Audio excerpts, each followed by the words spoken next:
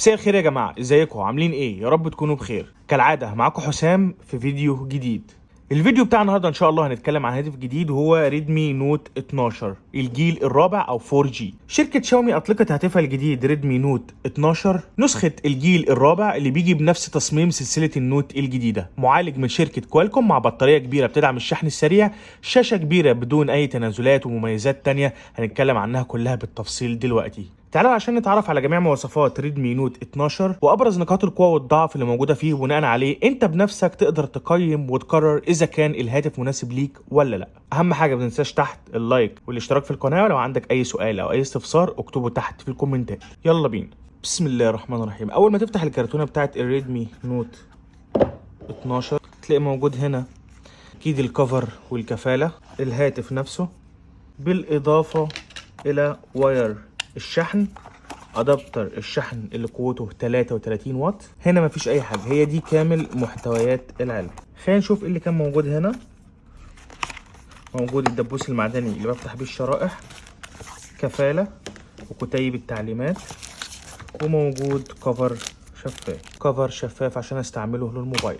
هي دي كامل محتويات العلبه بتاعت الريدمي نوت 12. تليفون، كفر شفاف، الكفاله، الدبوس المعدني بتاع الشرائح، واير الشحن وادابتر الشحن. اول حاجه هنبدا بيها مع الريدمي نوت 12 وهو التصميم ومواد التصنيع. الهاتف زي ما انتم شايفين بيجي مع تصميم مميز بتستخدمه شركه شاومي في سلسله النوت الجديده بتاعتها. الظهر بالكامل مصنوع من البلاستيك، برضو الفريم الجانبي اللي هو ده مصنوع من البلاستيك. الفريم الجانبي بيحتوي على درج الشرائح، منفذ السماعه السلك الاي او اكس، مكان اللي بفتحه بقفل منه التليفون وهو نفس بصمه الاصبع، زر الباور وازرار التحكم في الصوت، وطبعا السماعات الخارجيه ومنفذ الشحن اليو اس بي تايب سي. اما الواجهه الاماميه فيها ثقب علشان السيلفي مع حافه سفليه كبيره شويه اكبر من باقي الحواف. الريدمي نوت 12 بيجي بثلاث الوان، اللون الازرق نفس اللون اللي معايا ده، وبيجي بلون تاني اخضر، واللون التالت هو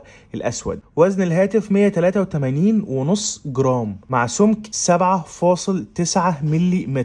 طبعا الهاتف بيدعم شبكات الاتصال الجيل الرابع والثالث والثاني. اتفقنا ان اقدر اركب شريحتين نانو سيم في مكان الشرائح هنا كده مع بعض، وكمان في مكان ثالث منفصل ممكن ازيد فيه الميموري كارد لو انا حبيت. الريدمي نوت 12 نسخة الجيل الرابع مقاوم لقطرات الماء والغبار بمعيار رسمي وهو الاي بي 5 دلوقتي خلينا نروح لحاجة مهمة جدا وهي الشاشة بتاعة الهاتف. حجم الشاشة ده 6.67 انش. نوع الشاشة اموليد، دقتها 1080 في 2400 بكسل بكثافة بكسلات 395 بي بي اي بكسل في البوصة الواحدة. ابعاد عرض الشاشة 9 إلى 20 علشان الالعاب والفيديوهات تكون رايقة معايا. الشاشة بتستحوذ على 85% من الواجهة الامامية للهاتف. الجميل قوي في الشاشة ان اقصى سطوع عليها هو 1200 شمعة، وده رقم كبير جدا. تقدر تستعمل التليفون، تستعمل الشاشة دي تحت الظروف الصعبة بتاعت أشعة الشمس بأريحية شديدة جدا. معدل تحديث الشاشة 120 هرتز، عليها طبقة حماية من الجوريلا جلاس 3 علشان تحميها من الصدمات والخدوش، وبتستحوذ على 16.7 مليون لون. أما بالنسبة للمعالج اللي موجود في ريدمي نوت 12 اللي بيخلينا اتنقل وادخل واخرج على البرامج بسهولة، هو معالج كويس لأنه كوالكوم سناب دراجون 685 معمارية 6 نانو اوكتا كور. وحدة معالجة الرسوميات المسؤولة عن الجرافيكس والألعاب اللي هي الجي بي يو هي ادرينو 610، وده برضو ممتاز. الريدمي نوت 12 بيشتغل بنظام تشغيل اندرويد 13 الاحدث، وبيجي مع واجهه ام اي يو اي 14 الجديده اللي بتستحوذ على عدد كبير من المميزات والخصائص اللي بتركز ازاي تخلي تجربه المستخدم افضل، زي دعم الوضع الليلي ووضع القراءه بسطوع الشمس. البصمه زي ما قلت موجوده هنا كده في نفس زر الباور، نفس المكان اللي بقفل وبفتح منه الهاتف ممكن اخليه بصمة الاصبع بتاعتي او من خلال بصمة الوجه عند الكاميرا الامامية اللي موجودة هنا. الهاتف بيجي باربع نسخ، يعني على حسب الدولة بقى اللي انت فيها. هتلاقي نسخة من الهاتف ده 64 جيجا مع 4 جيجا رام، وهتلاقي نسخة 128 جيجا تخزين مع 4 رام، او 128 جيجا مع 6 رام، او 128 جيجا مع 8 جيجا رام على حسب المكان اللي انت فيه والدولة.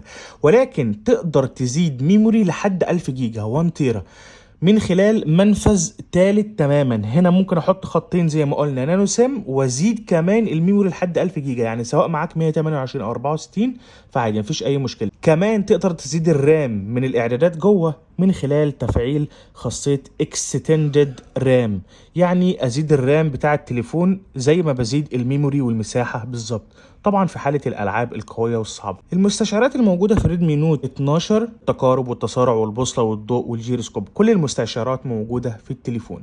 الهاتف فيه 3 عدسات من الظهر، 1 2 3 مع الفلاش. العدسة الرئيسية أو الأساسية 50 ميجا بكسل تدعم التركيز التلقائي، والتانية 8 ميجا بكسل للتصوير بزاوية واسعة 120 درجة. أما العدسة التالتة 2 ميجا بكسل للتصوير عن قرب اللي هي بتاعة الماكرو. الكاميرا الأمامية اللي موجودة هنا 13 ميجا بكسل، ولكنك تقدر تصور فيديو بجودة بتوصل لحد 1080 بكسل معدل 30 إطار في الثانية من خلال الكاميرا الأمامية ومن خلال الكاميرا الخلفية، وتقدر كمان تصور فيديو سلو موشن. البطارية اللي موجودة في الهاتف ده طبعا زي ما احنا عارفين غير قابلة للإزالة، حجمها 5000 ملي أمبير، وبتدعم الشحن السريع بقوة 33 واط، الأدابتر اللي شفناه في الكرتونة جوه من خلال منفذ الشحن اليو اس بي تايب سي. الريدمي نوت 12 بيدعم خاصيه ال NFC اللي كل الدنيا بتعتمد عليها دلوقتي، انا شرحتها في فيديوهات كتير لو انت عايز تشوفها. اصدار البلوتوث 5.0، والهاتف مزود بخاصيه IR بلاستر. سعر الريدمي نوت 12 الجيل الرابع ال 64 جيجا مع 4 جيجا رام ب 225 دولار. هتلاقي في مصر نسخه 128 جيجا مع 6 رام ب 7000 جنيه، او 128 جيجا مع 8 رام ب 7500 جنيه.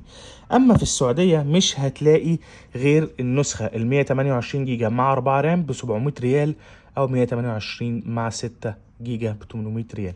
ده كان فيديو جديد عن الريدمي نوت 12. ان شاء الله الفيديو اللي جاي هيكون الريدمي نوت 12 برو النسخه ال 5G، وبعدين هنعمل مقارنه ما بين الاثنين. اللي عنده اي سؤال او استفسار يكتبه لي في الكومنتات تحت. اشوفكم في هاتف جديد وفيديو جديد قريب، مع السلامه.